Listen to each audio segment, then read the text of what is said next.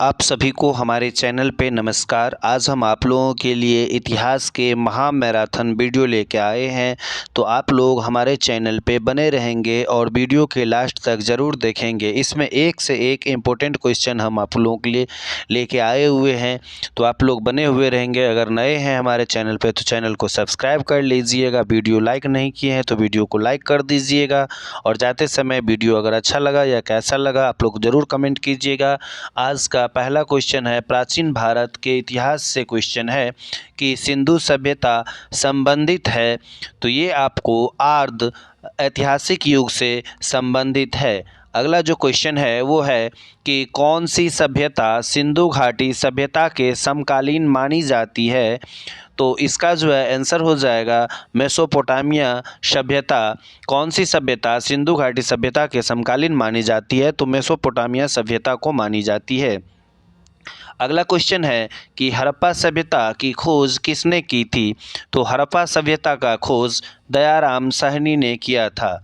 अगला क्वेश्चन है question number 4, निम्न में से किसकी खेती हड़प्पावासी करते थे, तो इसका जो आंसर हो जाएगा जौ, गेहूँ, कपास, यानी कि तीनों की खेती करते थे। निम्न में से किसकी खेती हड़प्पावासी करते थे। अगला क्वेश्चन है, हड़प्पाकालीन स्थल लोथल किस नदी के किनारे उपस्थित था। कहता है हड़प्पाकालीन स्थल जो लोथल था वो आपको किस नदी के किनारे अवस्थित था, तो इसका आंसर हो जाएगा भोगवा नदी के किनारे अवस्थित था। अगला क्वेश्चन है क्वेश्चन नंबर 6, कहता है निम्न में से किस स्थान के उत्खनन में तांबे की मोहरें प्राप्त हुई थी, तो इसका जो है आंसर हो जाएगा आपको हड़प्पा सभ्यता। अगला क्वेश्चन है क्वेश्चन नंबर 7, कहता है कि निम्न स्थान में किस एक स्थान पर सिंधु घाटी सभ्यता से संबंध विख्यात वृषभ मुद्रा प्राप्त हुई थी। क्वेश्चन है कि किस स्थान पर सिंधु घाटी सभ्यता से संबंधित एक विख्यात वृषभ मुद्रा की प्राप्ति हुई थी, तो जो इसका आंसर हो जाएगा आपको मोहनजोदड़ो। मोहनजोदड़ो इसका आंसर हो जाएगा मोहनजोदड़ो। अगला क्वेश्चन है कि बिना दुर्ग का एकमात्र सिंधु नगर कौन सा था, तो इसका जो है आंसर हो जाएगा आपको, इसका भी आंसर हो जाएगा आपको चहुंद्रो। डी आंसर हो जाएगा। अगला जो क्वेश्चन है क्वेश्चन नंबर 9, ये सभी अभ्यास के क्वेश्चन बहुत ही इंपॉर्टेंट क्वेश्चन है। अगला क्वेश्चन है कि सिंधु सभ्यता के निम्नलिखित शहरों में से कौन सा एक जल प्रबंधन के लिए जाना जाता है, तो आपके पास ऑप्शन है लोथल, मोहनजोदड़ो, हड़प्पा या धोलावीरा, तो इसका आंसर हो जाएगा धोलावीरा में जो है जल प्रबंधन के लिए जाना जाता है। अगला क्वेश्चन है क्वेश्चन नंबर 10। क्वेश्चन नंबर 10 क्या कहता है कि निम्न में से कौन सा सिंधु घाटी सभ्यता के प्रमुख धरोहर है, तो जो सिंधु घाटी सभ्यता के प्रमुख धरोहर थे वे आपको कुंवर वाला शार, पशुपति शिव की मूर्ति, विशाल स्नानागार, यानी कि इसका आंसर हो जाएगा डी ये सभी। अगला क्वेश्चन है क्वेश्चन नंबर 11। क्वेश्चन नंबर 11 क्या कहता है कि आरंभिक वैदिक काल में वर्ण जो व्यवस्था जो थी वो किस आधार पर थी, शिक्षा पर, जन्म पर, व्यवसाय पर या प्रतिभा पर। तो आरंभिक काल में जो वर्ण की व्यवस्था थी यानी जातीय व्यवस्था थी वो आपको व्यवसाय पर थी। अगला जो क्वेश्चन है क्वेश्चन नंबर 12 कहता है कि निम्न में से किस नदी को ऋग्वेद में मातेत्मा, देवीत्मा एवं नदीत्मा से संबोधित किया गया था। ऑप्शन है सिंधु, सरस्वती, वितस्ता या यमुना। तो ऋग्वेद में मातेत्मा, देवीत्मा और नदीत्मा से संबोधित जो नदी थी वो था आपको सरस्वती नदी। अगला क्वेश्चन है क्वेश्चन नंबर 13 कहता है निम्न में से कौन सा वेद कर्मकांड से प्रधान है, तो इसका जो है आंसर हो जाएगा आपको यजुर्वेद। अगला जो क्वेश्चन है वो है आपको किस वेद में भारतीय संगीत का मूल कहा जाता है, किस वेद को भारतीय संगीत का मूल कहा जाता है, तो जो इसका आंसर हो जाएगा आपको सामवेद। अगला जो क्वेश्चन है क्वेश्चन नंबर 15, किस वेद में सभा और समिति को प्रजापति की दो पुत्रियां कहा गया है। किस वेद में सभा और समिति को प्रजापति का दो पुत्रियां कहा गया है? तो जो इसका आंसर हो जाएगा अथर्ववेद। अगला जो क्वेश्चन है कि किस वेद में जादुई माया और वशीकरण का वर्णन है? तो इसका जो आंसर आपको हो जाएगा अथर्ववेद में ही जादुई माया और वशीकरण का वर्णन है। क्वेश्चन नंबर हम लोग 17 देखते हैं। कहते हैं कि सत्यमेव जयते उपनिषद जो है कहाँ से लिया गया है? यानी कि हम लोग जो सत्यमेव जयते पढ़ते हैं वो उपनिषद कहाँ से लिया गया है? तो इसका जो है आंसर हो जाएगा आपको मुंडकोपनिषद से लिया गया है, मुंडकोपनिषद से लिया गया है। अगला क्वेश्चन है कि बौद्ध तथा जैन ग्रंथों में, बौद्ध धर्म एवं जैन ग्रंथों में छठी पूर्व की कितनी महाजनपदों का उल्लेख मिलता है? तो 18 का जो है आंसर हो जाएगा आपको, वो हो जाएगा 16 महाजनपदों का उल्लेख मिलता है। अगला क्वेश्चन है कि अंग महाजनपद की राजधानी कहाँ थी? जो अंग महाजनपद थी उनकी राजधानी कहाँ थी? तो इसका जो है आंसर हो जाएगा चंपा में थी। अगला क्वेश्चन जो है क्वेश्चन नंबर 20 कहते हैं कि जैन धर्म के प्रथम तीर्थंकर एवं प्रवर्तक कौन थे? यानी जो जैन धर्म थे उनके प्रथम तीर्थंकर एवं प्रवर्तक कौन थे? वो आपको ऋषभदेव थे। अगला जो क्वेश्चन है कहते हैं कि महावीर स्वामी ने अपने उपदेश किस भाषा में दिए थे? जो महावीर स्वामी थे वो अपने उपदेश किस भाषा में दिए थे? तो इसका जो है आंसर हो जाएगा प्राकृतिक भाषा में दिए हुए थे। अगला क्वेश्चन है महावीर भगवान महावीर का प्रथम शिष्य का नाम क्या था? तो भगवान महावीर के प्रथम शिष्य का नाम जमाली था। अगला जो क्वेश्चन है वह है कि महावीर के संदर्भ में निम्न युग्मों पर विचार करें एवं असत्य युग्म का चयन करें। तो जो असत्य युग्म है वो आप है महावीर की पत्नी यशोधरा। बाद बाकी जो आपको सही है, महावीर का जन्म जो है आपको कुंदनग्राम यानी वैशाली जिला में हुआ था। महावीर के पिता का नाम सिद्धार्थ था जो कि ज्ञात्रिक कुल के थे। महावीर की माता का नाम त्रिशला थी जो चेटक की बहन थी। अगला क्वेश्चन है क्वेश्चन नंबर 24 जैन धर्म की पहली संगीति कहाँ पर हुई थी? तो जो जैन धर्म थे उनके जो पहली संगीति हुई थी वो आपको पाटलिपुत्र में हुए थे। अभी तक आप हमारे चैनल को सब्सक्राइब नहीं किए हैं तो चैनल को सब्सक्राइब कर दीजिएगा। अगर वीडियो आपको अच्छा लग रहा हो तो आप लोग वीडियो को जो है लाइक ज़रूर कीजिएगा। चलिए अगला क्वेश्चन हम लोग देखते हैं कि बुद्ध का जन्म कहाँ पे हुआ था? तो बुद्ध का जन्म लुम्बिनी में हुआ था। अगला क्वेश्चन है कि भगवान बुद्ध ने अपना सारनाथ उपदेश कहाँ, यानी भगवान बुद्ध ने अपना पहला उपदेश जो है कहाँ पे दिया हुआ था? तो भगवान बुद्ध ने अपना पहला उपदेश सारनाथ में दिया था। अगला क्वेश्चन है क्वेश्चन नंबर 27 कहता है कि महात्मा बुद्ध को किस स्थान पर महापरिनिर्वाण प्राप्त हुआ था? तो महात्मा बुद्ध को कहाँ पे परिनिर्वाण जो है प्राप्त हुआ था? वो है आपको कुशीनगर में हुआ था। अगला जो क्वेश्चन है क्वेश्चन नंबर 28 कहते हैं कि बौद्ध संगतियों के 4 आयोजकों का सही क्रम बताने हैं। यानी कि आपको ध्यान में रखना है कि बौद्ध संगति जो हुआ था उसके 4, तो क्वेश्चन है बौद्ध संगति के 4 आयोजकों का सही क्रम क्या है? देखिए बौद्ध संगतियाँ जो है वो आपको 4 बार हुई थी। तो आपको याद रखना है कि अगर सवाल पूछे कि बौद्ध संगति कितने बार हुआ है तो बौद्ध संगति जो है 4 बार हुआ था। तो पूछ रहे हैं कि आयोजकों का सही क्रम क्या है? तो देखिए पहली जो बौद्ध संगति हुई थी उसके जो आयोजक थे वो आपको अजात शत्रु थे, ठीक है।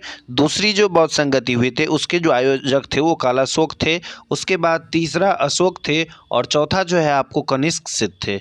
तो आपको याद रखने के लिए एक सिंपल सा एक चीज़ रखना है याद, जैसे कि अगर चारों दे जाए तो इसको याद रखना है अका अक, यानी अका अक आप याद रखते हैं तो अ से आपको अजात शत्रु याद आ जाता है, का से कालाशोक आ जाता है, फिर अ से अशोक आ जाता है और क से कनिष्क आ जाता है। तो अका अक आपको याद रखना है, बहुत ही आसान है। तो इससे क्या होगा कि आपको बौद्ध संगतियों के आयोजक के बारे में गलती नहीं होगा। कभी कभी ये दे देता है सवाल में कि बौद्ध संगति में के जो बौद्ध संगीतियाँ हुए थे, तो तीसरी जो बौद्ध संगीति हुए थे उसके आयोजक कौन थे?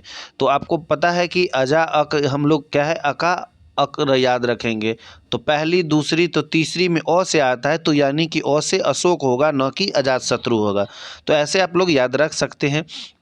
उसके बाद जो है अगला क्वेश्चन है कि हर्यक वंश के जो संस्थापक कौन थे?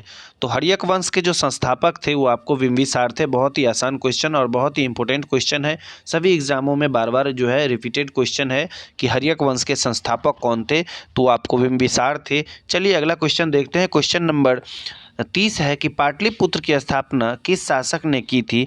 तो बहुत ही आसान क्वेश्चन है। पाटलिपुत्र की स्थापना उदयन ने की थी।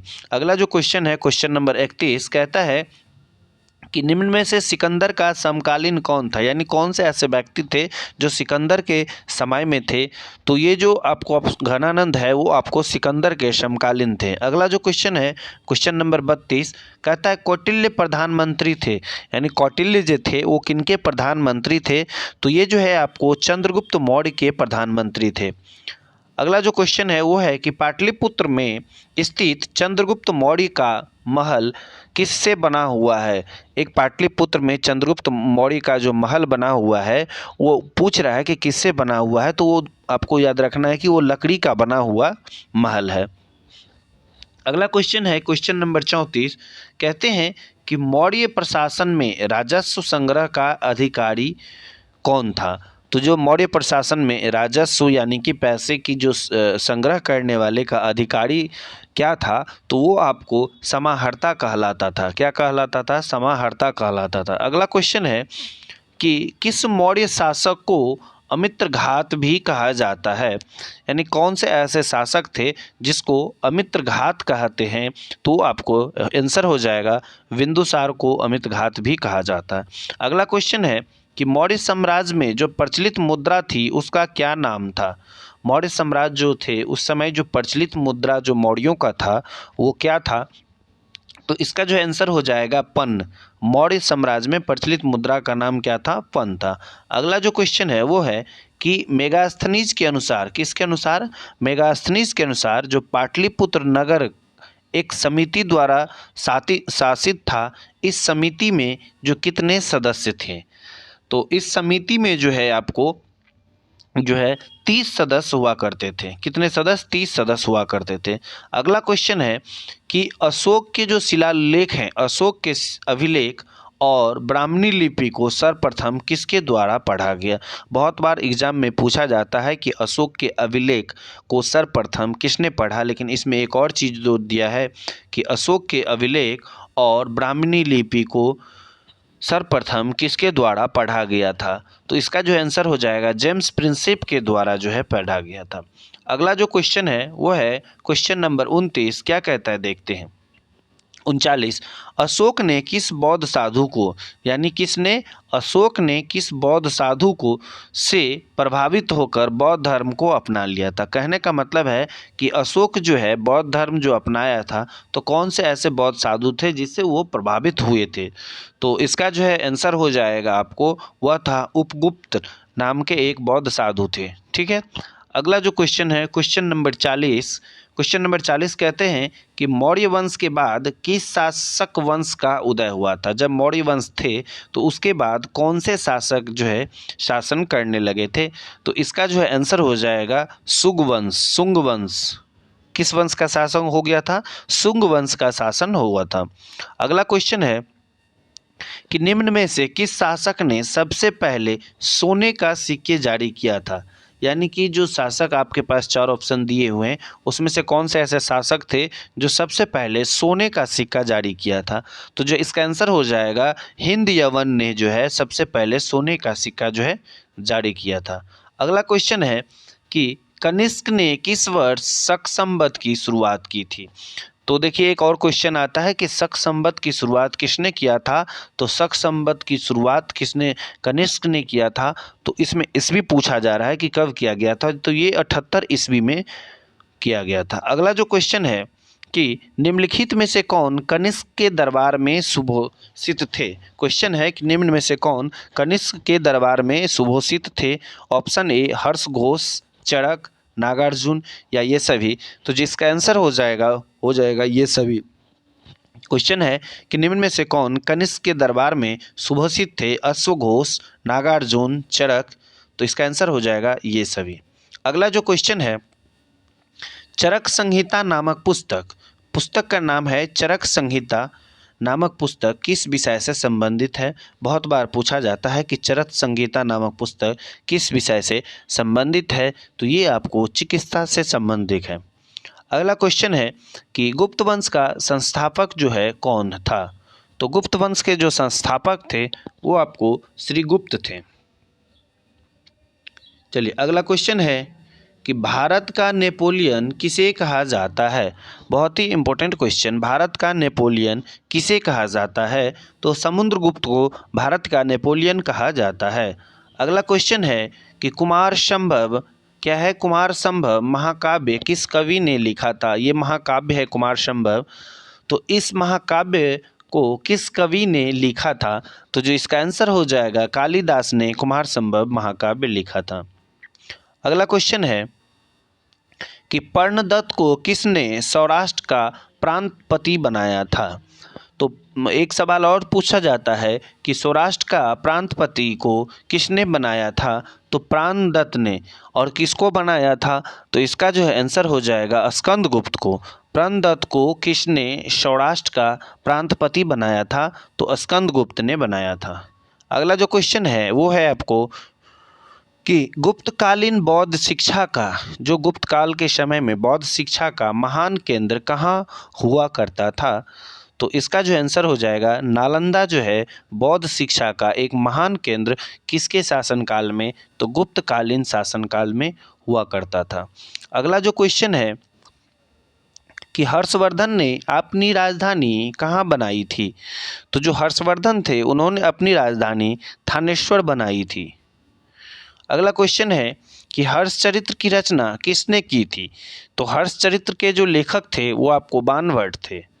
अगला जो क्वेश्चन है कि निम्न में से कौन सी रचना हर्ष द्वारा रचित नहीं है? कहता है कि निम्न में से कौन सी रचना हर्ष द्वारा रचित नहीं है? तो इसका जो आंसर हो जाएगा हर्षचरित्र, क्योंकि अभी आपको हमने बताया कि हर्षचरित्र के जो लेखक थे वो आपको बाणभट्ट थे, तो इसलिए हर्ष जो है हर्ष के द्वारा हर्षचरित्र नहीं लिखा हुआ है। तो उन्होंने नागानंद, प्रियदर्शिका और रत्नावली 3 पुस्तकें लिखी थी। तो आपको याद रखना है कि हर्ष द्वारा लिखित जो थी रत्नावली, नागानंद और प्रियदर्शिका थी, लेकिन रचित नहीं थी तो वो थी हर्षचरित्र। अगला क्वेश्चन है कि हर्षवर्धन के शासनकाल में किस चीनी यात्री ने भारत की यात्रा की थी? हर्षवर्धन के शासनकाल में किस चीनी यात्री ने भारत की यात्रा की थी? तो इसका आंसर हो जाएगा ह्वेनसांग आए थे। अगला क्वेश्चन है कि हर्ष के सोने के सिक्के के पृष्ठभाग पर किसका अंकन था? जो हर्ष के जो सोने के सिक्के थे उसके पृष्ठ पर किसका अंकन था? तो वो था आपको शिव और पार्वती के थे। अगला क्वेश्चन है कि प्रियदर्शिका, नागानंद, रत्नावली नाटक की रचना किसने की थी? तो पिछले क्वेश्चन में हमने आपको बताया था कि हर्षचरित्र के द्वारा लिखा गया कौन कौन से पुस्तक थे, तो प्रियदर्शिका, नागानंद, रत्नावली। तो वही क्वेश्चन आपसे पूछ दिया गया कि प्रियदर्शिका, नागानंद और रत्नावली नाटक की रचना किसने की थी। चलिए, अगर आपको वीडियो अच्छा लग रहा हो और अभी तक बने हुए हैं तो हमारे चैनल को सब्सक्राइब कर दीजिए, और जो लोग लाइव देख रहे हैं या प्रीमियर में देख रहे हैं तो आप लोग नीचे कमेंट ज़रूर करें कि कौन कौन से क्वेश्चन आपको बन रहा है, या किसी में अगर को आपको लगे कि कोई आंसर गलत है तो ज़रूर आप लोग जो है बताने का कष्ट करेंगे। चलिए, अगला क्वेश्चन है हर्ष ने किस विश्वविद्यालय को विशेष संरक्षण प्रदान किया था? तो इसका जो है आंसर हो जाएगा आपको नालंदा विश्वविद्यालय को उन्होंने विशेष संरक्षण प्रदान किया था। अगला जो क्वेश्चन है कि हर्ष और पुलकेशिन के बीच युद्ध किस स्थान पर हुआ था? तो इसका जो है आंसर हो जाएगा आपको नर्मदा नदी के तट पर हर्षवर्धन और पुलकेशिन के बीच में जो है युद्ध हुआ था। याद रखना है नर्मदा नदी के तट पे हुआ था। अगला जो क्वेश्चन है वो है क्वेश्चन नंबर 58 कहते हैं कि पाल वंश का संस्थापक कौन था? तो नाम से ही पता है कि पाल वंश के संस्थापक गोपाल थे। अगला जो क्वेश्चन है अब आ चुका है, हम लोग आ चुके हैं मध्यकालीन भारत पे। ठीक है, प्राचीन भारत से हम लोग मध्यकालीन भारत पे आ चुके हैं। तो मध्यकालीन भारत में पहला जो क्वेश्चन है, अरबों ने भारत पर आक्रमण कब किया था? जो अरब के निवासी थे वो भारत पर आक्रमण कब किया था? तो इसका जो आंसर हो जाएगा 712 ईस्वी में। अगला जो क्वेश्चन है क्वेश्चन नंबर 60 है कि निम्नलिखित में से कौन सा महमूद गजनवी के दरबार में रहता था? बहुत ही इंपॉर्टेंट क्वेश्चन है कि कौन सा ऐसा व्यक्ति था जो महमूद गजनवी के दरबार में रहता था? तो अल बरूनी, उतवी फारूकी और फिरदौसी, यानी कि इसका आंसर हो जाएगा सभी उसके दरबार में रहते थे। अगला क्वेश्चन है जाएगा कि जो तराइन युद्ध हुआ था उसमें प्रथम युद्ध किसके किसके बीच में हुआ था? तो तराइन का जो प्रथम युद्ध था वो आपको याद रखना है मोहम्मद गौरी और महाराणा प्रताप के बीच में हुआ था। अगला जो क्वेश्चन है कि भारत में तुर्क साम्राज्य राज्य का संस्थापक कौन था? तो भारत में तुर्क साम्राज्य राज्य का जो संस्थापक था वो आपको मोहम्मद गौरी थे। अगला क्वेश्चन है कि लाल बख्श की उपाधि किसे दी गई थी? तो लाल बख्श की जो उपाधि थी वो आपको कुतुबुद्दीन ऐबक को दिया गया था। अगला क्वेश्चन है कि 2.5 दिन झोपड़ा का निर्माण किसने करवाया था? तो 2.5 दिन झोपड़ा का जो निर्माण था वो कुतुबुद्दीन ऐबक ने करवाया था। अगला क्वेश्चन है कि इल्तुतमिश द्वारा गठित जो एक संस्था थी तुर्कान ए चिहलगानी, वो कौन चीज़ के लिए बना हुआ था? तो इल्तुतमिश द्वारा गठित तुर्कान ए चिहलगानी जो था वो आपको 40 सरदारों का एक दल हुआ करता था। अगला क्वेश्चन है क्वेश्चन नंबर 66 कहता है एकता प्रणाली पहली बार लागू की गई थी? तो जो आंसर हो जाएगा एकता प्रणाली पहली बार इल्तुतमिश ने लागू किया था। अगला क्वेश्चन है कि शमसी वंश का संस्थापक किसके द्वारा की गई? जो शमसी वंश के स्थापना किसके द्वारा की गई? तो इसका आंसर हो जाएगा इल्तुतमिश के द्वारा किया गया। अगला क्वेश्चन है जीतल तथा टंका नामक सिक्के किसने चलवाए थे? तो जीतल तथा टंका नाम के जो सिक्के थे वह इल्तुतमिश ने चलवाए थे। अगला जो क्वेश्चन है कि सुल्तान को नियामत ए खुदाई किसने कहा था? सुल्तान को नियामत ए खुदाई किसने कहा था? तो इसका आंसर हो जाएगा गयासुद्दीन बलबन ने। अगला क्वेश्चन है क्वेश्चन नंबर 70 कहता है कि अपने विरोधियों के प्रति कठोर लौह एवं रक्त नीति का पालन किसने किया था? अपने विरोधियों के प्रति कठोर लौह एवं रक्त नीति का पालन किसने किया था? तो इसका आंसर हो जाएगा गयासुद्दीन बलबन ने लौह एवं रक्त की नीति का पालन किया था। अगला क्वेश्चन है क्वेश्चन नंबर 71 क्या कहता है कि प्रसिद्ध फारसी पर्व जो नौरोज़ थे उसे किसने प्रारंभ किया था? तो नवरोज़ या नौरोज़ का जो प्रारंभ करने वाले फारसी पर्व थे वह जो थे आपको बलबन के द्वारा जो है प्रारंभ किया गया था। चलिए अगला क्वेश्चन देखते हैं क्वेश्चन नंबर 72 1266 ईस्वी में नासुरुद्दीन महमूद की मृत्यु के बाद कौन शासक बना था? 1266 ईस्वी में नासुरुद्दीन महमूद की मृत्यु के बाद कौन सा शासक बना था? तो वो था आपको बहाउद्दीन। अगला क्वेश्चन है कि सिकंदर ए सानी की उपाधि धारण करने वाला शासक कौन था? तो इसका जो है आंसर हो जाएगा आपको अलाउद्दीन खिलजी जो थे वो सिकंदर ए सानी की उपाधि धारण करने वाला शासक था। अगला क्वेश्चन है कि अलाउद्दीन खिलजी ने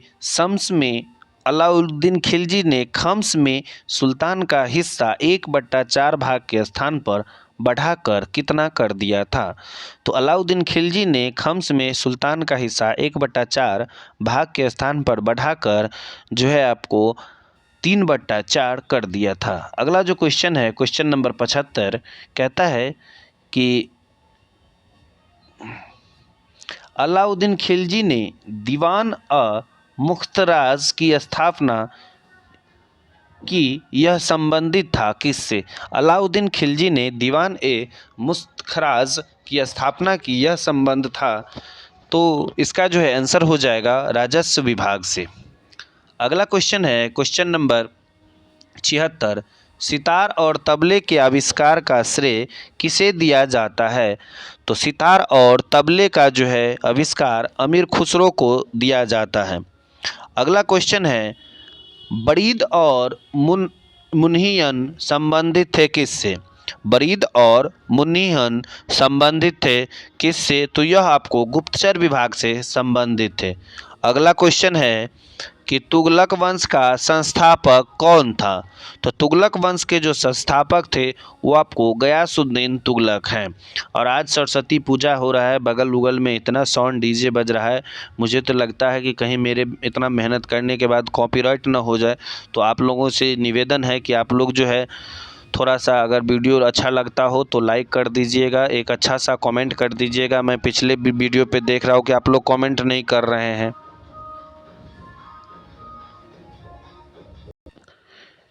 चलिए अगला क्वेश्चन है मोहम्मद बिन तुगलक द्वारा उठाए गए कदम जो असफल रहे वो कौन कौन से कदम उठाए थे? राजधानी परिवर्तन, सांकेतिक मुद्रा, खुरासन अभियान। तो उनके जो ये सारे कदम थे वो सारे के सारे जो है असफल हो गए थे। तो आपको याद रखना है राजधानी परिवर्तन, सांकेतिक मुद्रा, खुरासन अभियान, ये सारे के सारे जो है वो असफल हो गए थे। अगला जो क्वेश्चन है कि दीवान ए कोही किस विभाग का दूसरा नाम था? तो इसका जो आंसर हो जाएगा आपको यह जो है कृषि विभाग था। दीवान ए कोही का दूसरा नाम क्या था? वो था आपको कृषि विभाग था। अगला जो क्वेश्चन है क्वेश्चन नंबर 81 कहता है कि इब्न बतूता किसने चीन के दरबार में राजदूत बनाकर भेजा? यानी कि इब्न बतूता को किसने चीन के दरबार में राजदूत बनाकर भेजा था? तो इसका जो आंसर हो जाएगा वो आपको मोहम्मद बिन तुगलक हो जाएगा। अगला क्वेश्चन है कि रेहला नामक पुस्तक किसने लिखी थी? बहुत ही इम्पोर्टेंट क्वेश्चन है कि रेहला नामक पुस्तक किसने लिखा था? तो इसका आंसर हो जाएगा इब्न बतूता के द्वारा। अगला जो क्वेश्चन है कि किस सुल्तान के काल में दिल्ली सल्तनत का सर्वाधिक विस्तार हुआ था? तो किस सुल्तान के काल में दिल्ली सल्तनत का सर्वाधिक जो है विस्तार हुआ था? तो उसका आंसर हो जाएगा मोहम्मद बिन तुगलक के काल में। अगला जो क्वेश्चन है वो है कि जजिया कर पहली बार ब्राह्मणों पर किसने लगाया था? जजिया कर पहली बार ब्राह्मणों पर किसने लगवाया था? तो इसका आंसर हो जाएगा फिरोज शाह तुगलक ने जजिया कर पहली बार ब्राह्मणों पर लगाया था। अगला जो क्वेश्चन है वो हो जाएगा आपको फिरोज शाह तुगलक द्वारा स्थापित दीवान खैरात किससे संबंधित था? तो फिरोज शाह तुगलक ने दीवान ए खैरात जो स्थापना किया था वो किससे संबंधित था? तो वो आपको गरीबों की सहायता से संबंधित था। अगला क्वेश्चन है क्वेश्चन नंबर 86 खिज्र खां के पश्चात सैयद वंश का शासक कौन बना? तो खिज्र खां के बाद सैयद वंश का शासक जो था वो आपको मुबारक शाह बना। अगला जो क्वेश्चन है वो है कि निम्न में से कौन सैयद वंश के शासक थे? तो जो सैयद वंश के जो शासक थे वो आपको खिज्र खां भी थे, मोहम्मद शाह भी थे और मुबारक शाह भी थे। तो इसका जो आंसर हो जाएगा ये सभी। अगला जो क्वेश्चन है वो है लोदी वंश के संस्थापक कौन है? बहुत ही इंपॉर्टेंट क्वेश्चन है। तो इसका जो है आंसर हो जाएगा बहलोल लोदी। लोदी वंश के जो संस्थापक थे वो आपको बहलोल लोदी थे। अगला जो क्वेश्चन है वो है 21 अप्रैल 1556 में जो पानीपत का प्रथम युद्ध बाबर और किसके साथ हुआ था? देखिए आपको इसमें 2-3 चीज़ें याद रखनी है कि जो 21 अप्रैल 1526 ईस्वी में पानीपत का क्या हुआ था? प्रथम युद्ध हुआ था जिसमें बाबर थे और साथ ही किसके साथ लड़ाई हुआ था? तो बाबर और इब्राहिम लोदी के साथ हुआ था। अगला जो क्वेश्चन है वो है कि आगरा शहर की स्थापना किसने किया था? तो जो आगरा शहर है उसका जो स्थापना सिकंदर लोदी के द्वारा किया गया था।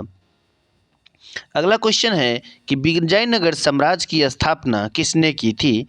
तो बहुत ही इम्पोर्टेंट क्वेश्चन है। विजयनगर साम्राज्य की स्थापना जो है हरिहर एवं बुक्का, इसका आंसर हो जाएगा ए और बी दोनों, यानी हरिहर एवं बुक्का जो दो व्यक्ति थे, दोनों ने मिलकर विजयनगर साम्राज्य की स्थापना की, इसलिए इसका आंसर हो जाएगा ए और बी। अगला जो क्वेश्चन है, क्वेश्चन नंबर 92, विजयनगर में शासन किया या किए कौन से ऐसे वंश थे जो विजयनगर में शासन किए थे। संगम वंश, तुलुप वंश, सालुब वंश या सभी। तो जिसका आंसर हो जाएगा सभी ने जो है विजयनगर में शासन किया था। अगला क्वेश्चन है कि राजा कृष्णदेव राय किस वंश से संबंधित थे। तो जो राजा कृष्णदेव राय थे वो आपको तुलुप वंश से संबंधित थे।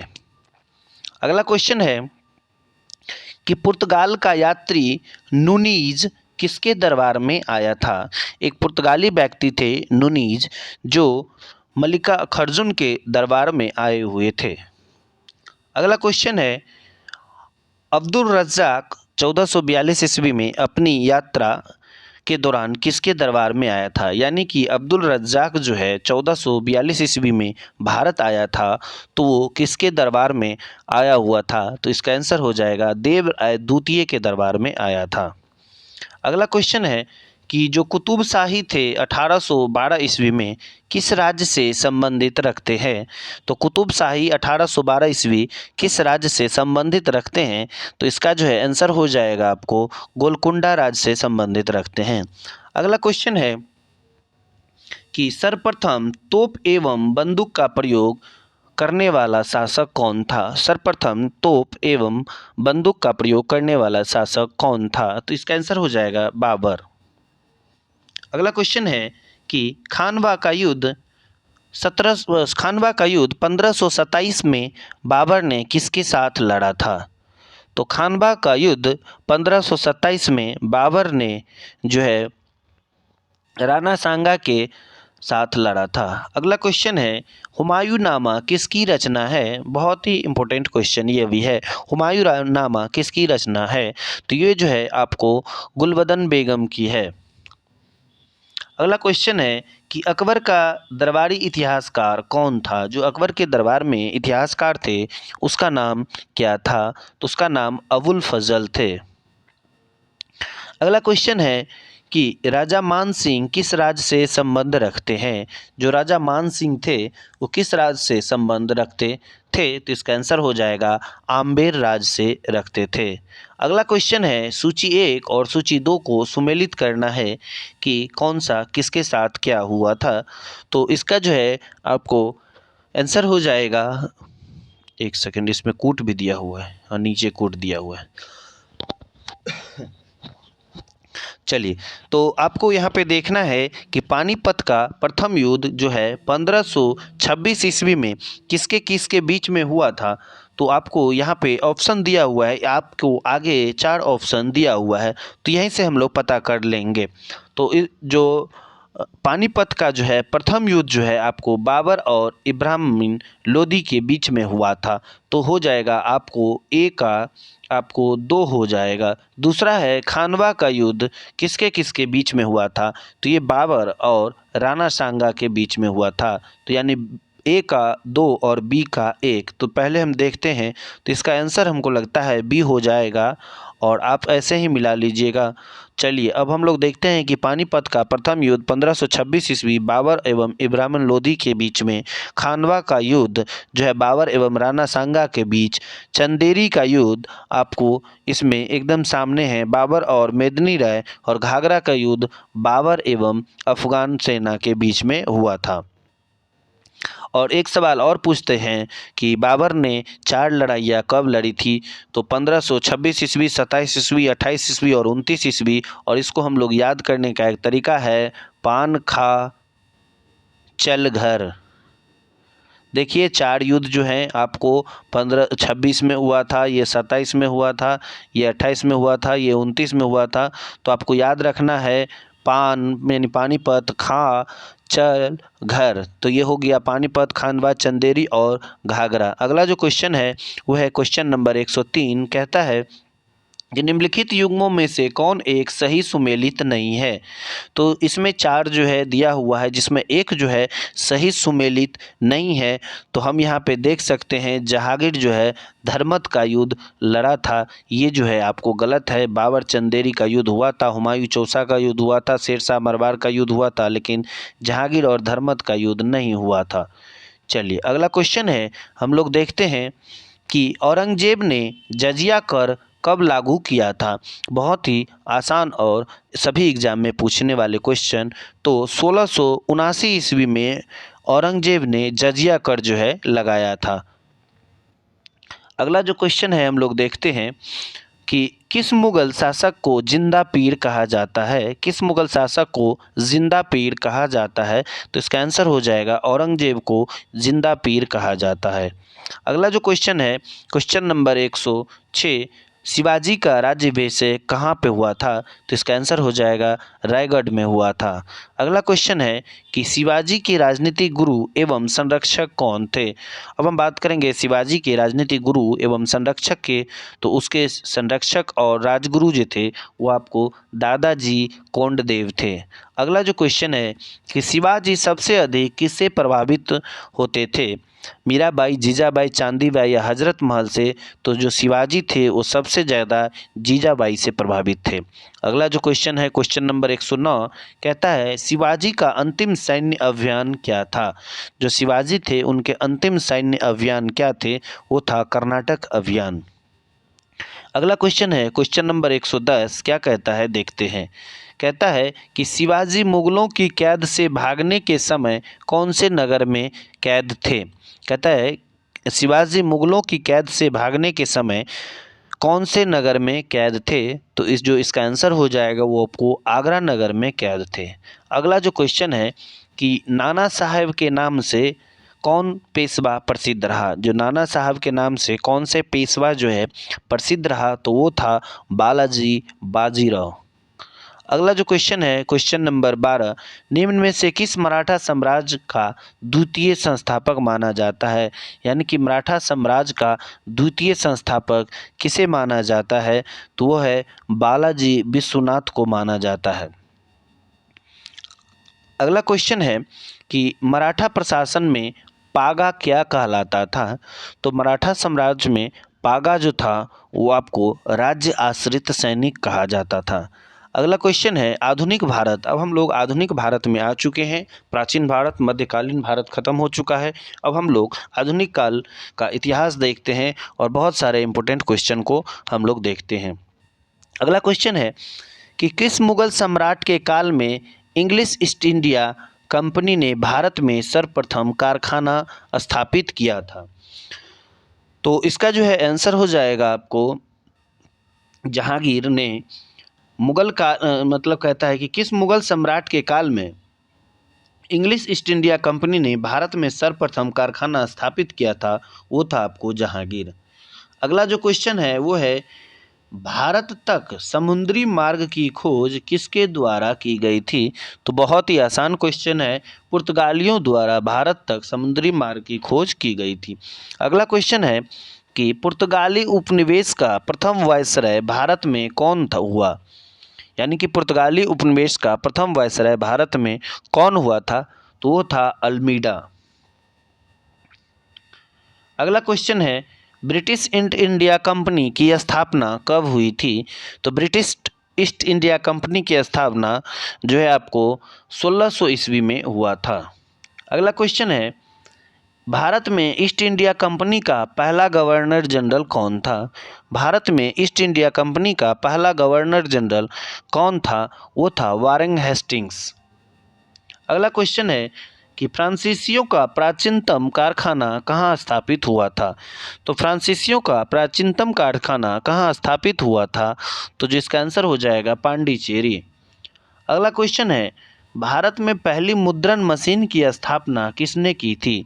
यानी कि जो मुद्रा मशीन थी उसकी स्थापना भारत में सर्वप्रथम किसने किया था। तो अंग्रेजियों ने किया था। तो भारत में मुद्रण मशीन का जो स्थापना अंग्रेज़ों ने किया था। चलिए अगला क्वेश्चन देखते हैं। क्वेश्चन नंबर 121 कहता है कि युद्ध संधि के संपन्न होते ही भारत में भी युद्ध समाप्त हो गया था। कौन सी ऐसी युद्ध थी? तो वो था एक्सला सेपेल संधि। अगला क्वेश्चन है, कर्नाटक के दूसरे युद्ध में किसकी हार हुई थी? जो कर्नाटक के युद्ध हुए थे उस दूसरे युद्ध में किसकी हार हुई थी? तो वो था डुप्ले की हार हुई थी। अगला क्वेश्चन है कि किस युद्ध में अंग्रेजी सेना को आयरकुट ने तथा फ्रांसीसी सेना को लाली ने नेतृत्व प्रदान किया था? किस युद्ध में अंग्रेजी सेना को आयरकुट ने और फ्रांसीसी सेना को लाली ने नेतृत्व किया था? तो इसका आंसर हो जाएगा वांडीवास का युद्ध। अगला क्वेश्चन है, क्वेश्चन नंबर 124 कहता है कि हैदर अली कहाँ का एक कुशल शासक था? जो हैदर अली थे वो कहाँ का एक कुशल शासक था? तो जो इसका आंसर हो जाएगा वो आपको मैसूर के एक शासक थे। अगला क्वेश्चन है कि हैदर अली की मृत्यु निम्न में से किस युद्ध में हुई थी? तो हैदर अली की मृत्यु जो है द्वितीय आंग्ल मैसूर युद्ध में हुआ था। अगला क्वेश्चन है कि मैसूर के शासक बनने के पश्चात टीपू सुल्तान कौन सी उपाधि धारण की थी? तो मैसूर के शासक बनने के पश्चात टीपू सुल्तान ने कौन से उपाधि की धारण की थी? तो जो है इसका आंसर हो जाएगा बादशाह की। देखिए बगल में जो है अभी सरस्वती पूजा है, फिर भी मैं आप लोग के लिए वीडियो बना रहा हूँ। तो अभी तक आप हमारे चैनल को सब्सक्राइब नहीं किए तो चैनल को सब्सक्राइब कर लीजिए और वीडियो को लाइक कर दीजिए। चलिए अगला क्वेश्चन है, तृतीय आंग्ल मैसूर युद्ध के समय ब्रिटिश गवर्नर जनरल कौन था?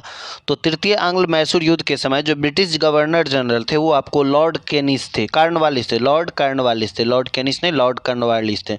अगला क्वेश्चन है कि निम्नलिखित में से किसने 1857 ईस्वी में अंग्रेजों से संघर्ष किया था?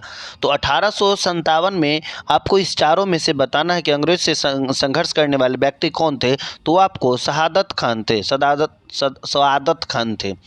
अगला जो क्वेश्चन है कि 1857 ईस्वी के जो स्वतंत्रता संग्राम थे उसमें किस राजवंश ने सबसे ज़्यादा अंग्रेज़ों की सर्वाधिक जो है सहायता किया था? तो यानी कि 1857 ईस्वी के स्वतंत्रता संग्राम में किस राजवंश ने अंग्रेज़ों की सर्वाधिक सहायता की थी?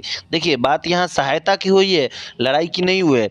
तो जो सबसे ज़्यादा सहायता करने वाले थे वो आपको थे ग्वालियर के सिंधिया परिवार। ठीक है, उसके बाद अगला क्वेश्चन है कि 1857 ईस्वी के विद्रोह में कानपुर में सैनिकों का नेतृत्व किसने किया था?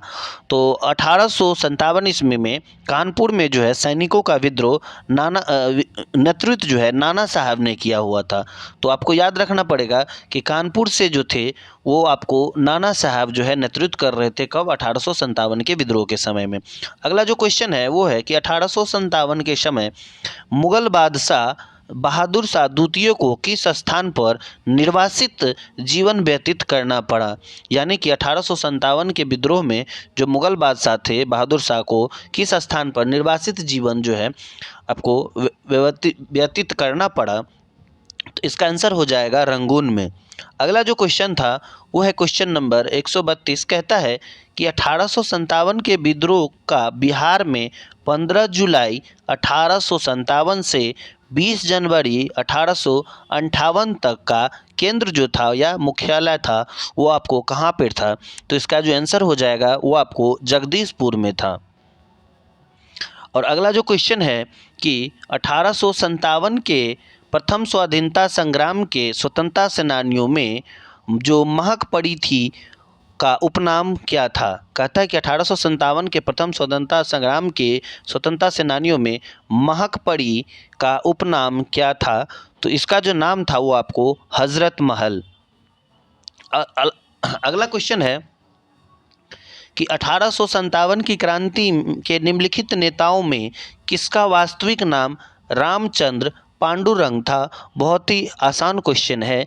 तो रामचंद्र पांडुरंग किसका उपनाम था? ये आपको तात्या टोपे का उपनाम था। अगला जो क्वेश्चन है वो था आपको फैज़ाबाद में 1857 के विद्रोह का नेतृत्व किसने किया था? तो इसका जो आंसर हो जाएगा अहमदुल्ला ने किया था। अगला जो क्वेश्चन है क्वेश्चन नंबर 136 कहता है कि 1857 के विद्रोह से निम्नलिखित में से कौन संबंध नहीं था? तो 1857 के विद्रोह से कौन से ऐसे व्यक्ति जो है संबंध नहीं रखते हैं? तो उसका जो है आंसर हो जाएगा वो है आपको उधम सिंह। बाद बाकी लोग 1857 के विद्रोह से संबंधित थे, बेगम हजरत महल, कुंवर सिंह, मौलवी अहमदुल्ला, लेकिन उधम सिंह जो है संबंधित नहीं है। अगला जो क्वेश्चन है क्वेश्चन नंबर 137 क्या कहता है कि राजा राम मोहन राय को राजा की उपाधि किसने दिया था?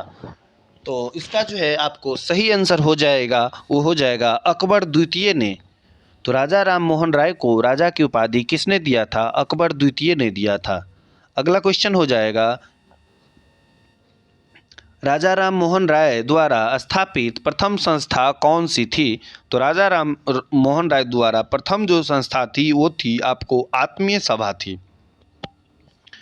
अगला क्वेश्चन है क्वेश्चन नंबर 139 कहता है कि वहाबी आंदोलन का प्रमुख केंद्र कौन था? तो वहाबी आंदोलन का जो प्रमुख केंद्र था वो आपको पटना था।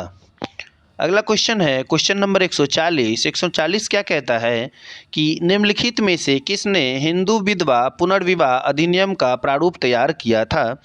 निम्नलिखित में से किसने हिंदू विधवा पुनर्विवाह अधिनियम का प्रारूप तैयार किया था? तो इसका जो है आंसर हो जाएगा लॉर्ड डलहौजी। अगला क्वेश्चन है क्वेश्चन नंबर 141 कहता है कि कन्याकुमारी का जो रॉक मेमोरियल किसे समर्पित है? कन्याकुमारी में एक रॉक मेमोरियल है जो किसे समर्पित है? तो इसका जो है आंसर हो जाएगा स्वामी विवेकानंद को समर्पित है। अगला जो क्वेश्चन है क्वेश्चन नंबर 142 कहता है कि भारत का मार्टिन लूथर किसे कहा जाता है? तो भारत का मार्टिन लूथर जो है दयानंद सरस्वती को कहा जाता है। अगला जो क्वेश्चन है क्वेश्चन नंबर 143 क्या कहता है कि सत्यार्थ प्रकाश ग्रंथ के लेखक कौन है? तो जो सत्यार्थ प्रकाश ग्रंथ के लेखक जो है वो है आपको स्वामी दयानंद सरस्वती है। अगला क्वेश्चन है कि वर्ष 1873 में सत्यशोधक समाज की स्थापना किसने की थी? वर्ष 1873 में सत्यशोधक समाज की स्थापना किसने की थी? तो इसका जो आंसर हो जाएगा ज्योतिबा फुले ने की थी।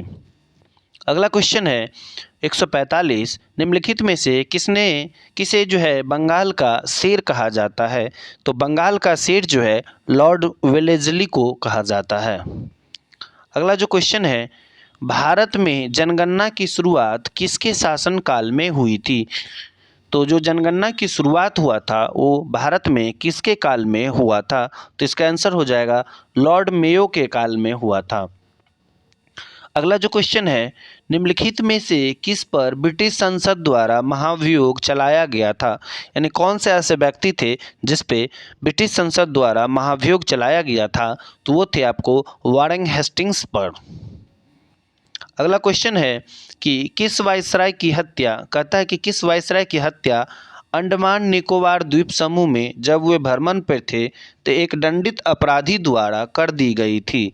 तो इसका जो है आंसर हो जाएगा आपको लॉर्ड मेयो की हत्या जो है अंडमान निकोबार द्वीप समूह में हुआ था जब वे वहाँ पे भ्रमण कर रहे थे। अगला क्वेश्चन है कि वर्नाकुलर प्रेस एक्ट 1878 लाने के लिए कौन उत्तरदायी है? यानी कि एक प्रेस एक्ट आई थी वर्नाकुलर प्रेस एक्ट जो कि 1878 में आई थी, उसके उत्तर लाने के लिए कौन से व्यक्ति जिम्मेदार थे या उत्तरदायी थे? तो लॉर्ड लिट्टन। अगला क्वेश्चन है क्वेश्चन नंबर 150 कहता है लॉर्ड डलहौजी के द्वारा भारत में रेलवे लाइन डालने का मुख्य उद्देश्य क्या था? तो यानी कि आपको ध्यान में रखना है कि लॉर्ड डलहौजी ने रेलवे लाइन का जो है विस्तार किया था। तो डलहौजी के द्वारा भारत में रेलवे लाइन डालने का जो मुख्य उद्देश्य क्या था वो था आपको खानों को बंदरगाहों से जोड़ने के लिए, ताकि वहाँ के माल जो है बंदरगाह तक आसानी से पहुँच सके। अगला क्वेश्चन है कि बंगाल का विभाजन किस वर्ष हुआ था? तो बंगाल का विभाजन 1905 ईस्वी में हुआ था। अगला जो क्वेश्चन है वो है आपको कि ईस्ट इंडिया कंपनी का अंतिम गवर्नर जनरल और क्राउन के अधीन पहला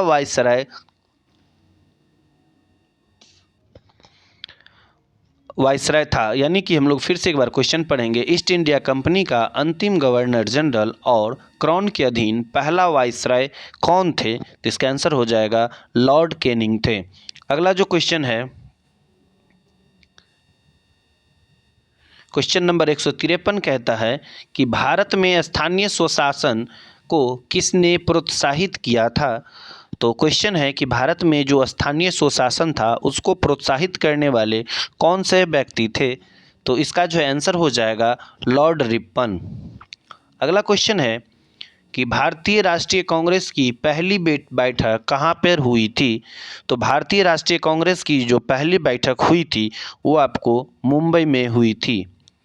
अगला क्वेश्चन है कि भारतीय राष्ट्रीय कांग्रेस की स्थापना कब हुई थी? तो बहुत सारे लोग ये प्रश्न जानते भी होंगे, तो इसका आंसर हो जाएगा 1885 ईस्वी में। अगला क्वेश्चन है कि भारतीय राष्ट्रीय कांग्रेस के प्रथम अध्यक्ष कौन थे? तो भारतीय राष्ट्रीय कांग्रेस के प्रथम अध्यक्ष व्योमेश चंद्र बनर्जी थे। अगला क्वेश्चन है कि निम्न में से कौन सा नेता उदारवादी नेता थे? कौन से ऐसे व्यक्ति थे जो उदारवादी स्वभाव के थे? तो वो आपको थे दादा भाई नौरोजी, सुरेंद्रनाथ बनर्जी और फिरोज शाह मेहता।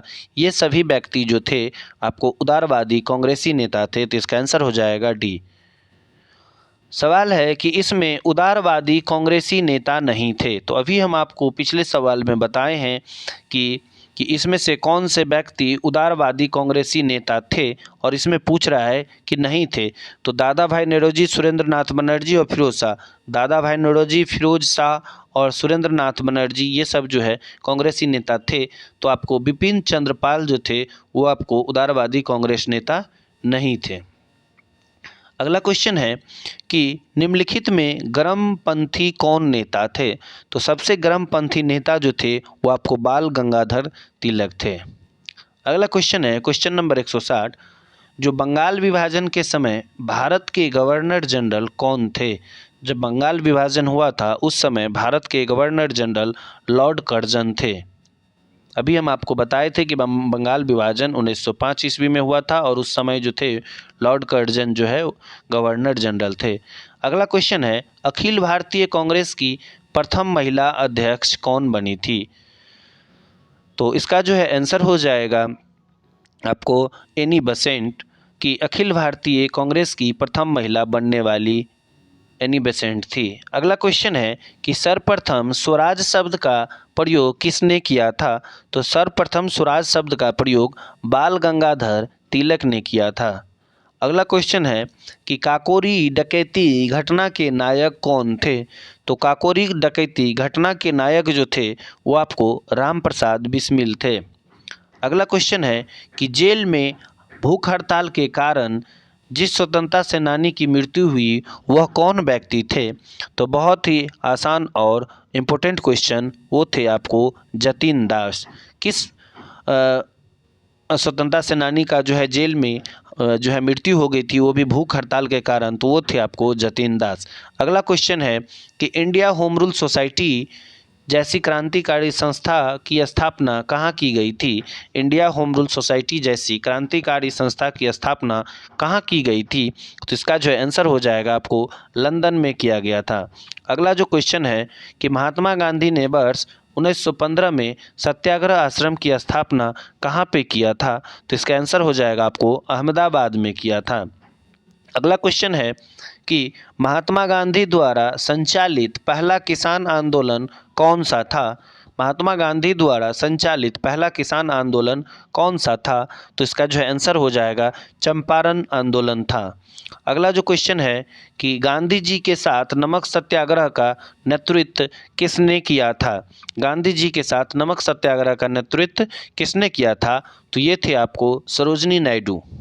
अगला जो क्वेश्चन है कि गांधी जी के साथ नमक सत्याग्रह का नेतृत्व किसने किया था? तो ये है आपको सरोजनी नायडू। अगला क्वेश्चन है कि पूना समझौता जो था किससे संबंधित था?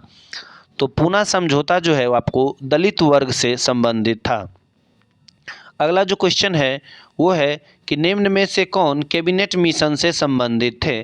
तो निम्न में कौन कैबिनेट मिशन से संबंधित थे, तो वो आपको थे स्टेफोर्ड, पैथिक लॉरेंस और एवी अलेक्जेंडर, यानी कि इसका आंसर हो जाएगा ये सभी।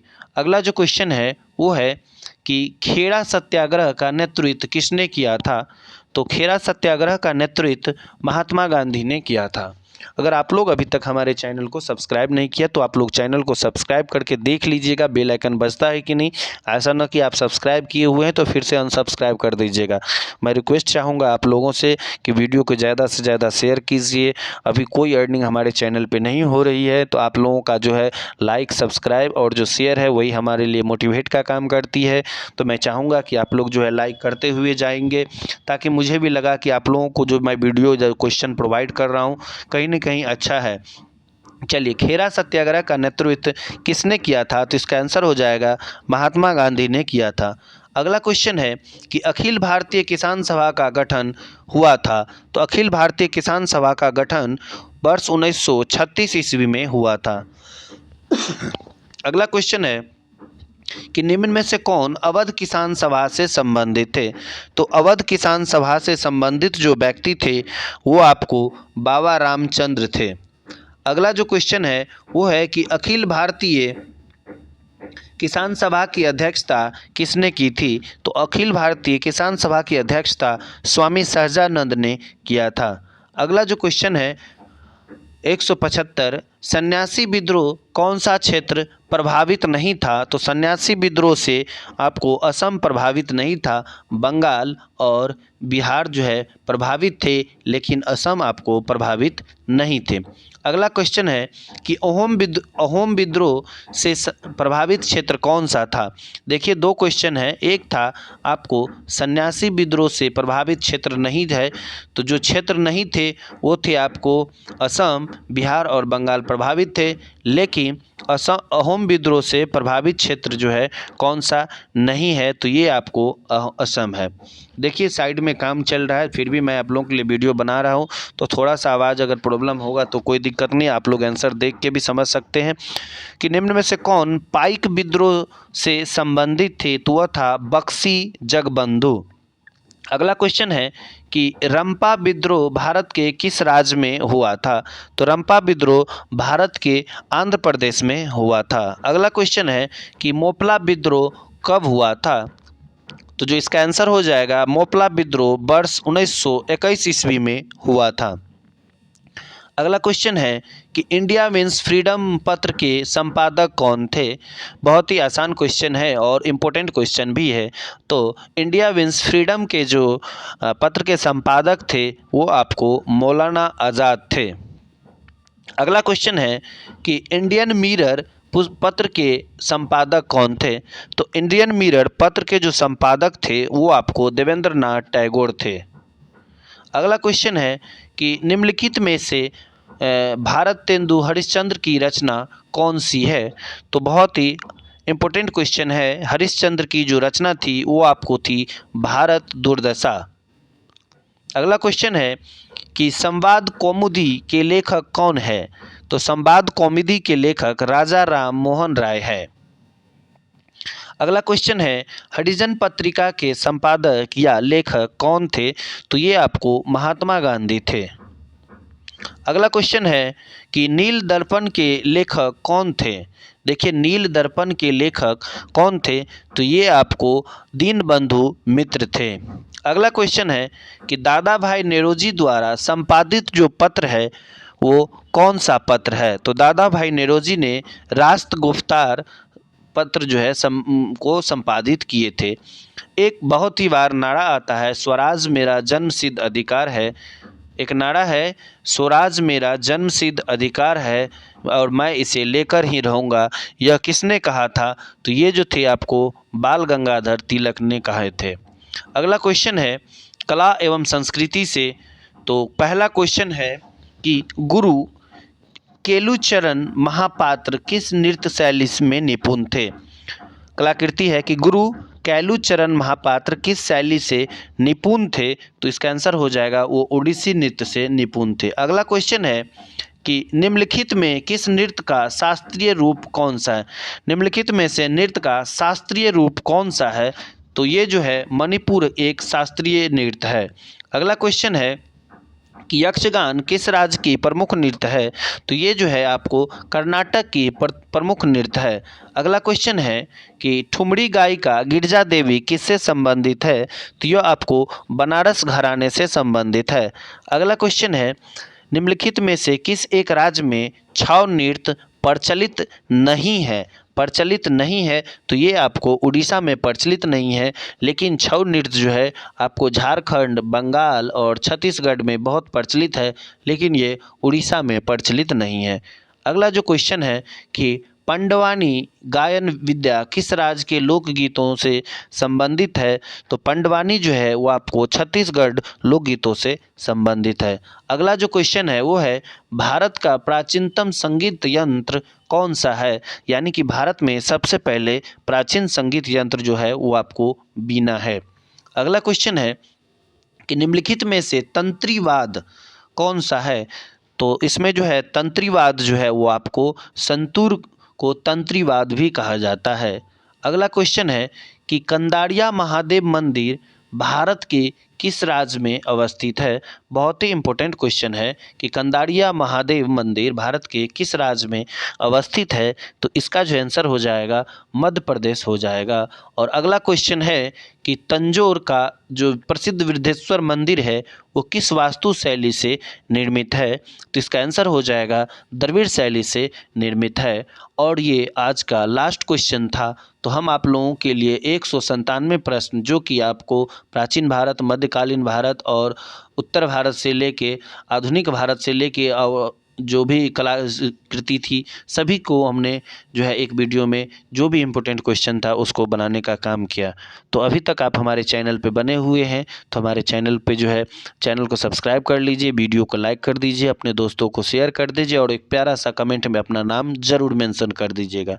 तब तक के लिए बने रहे, धन्यवाद। मिलते हैं अगले वीडियो में।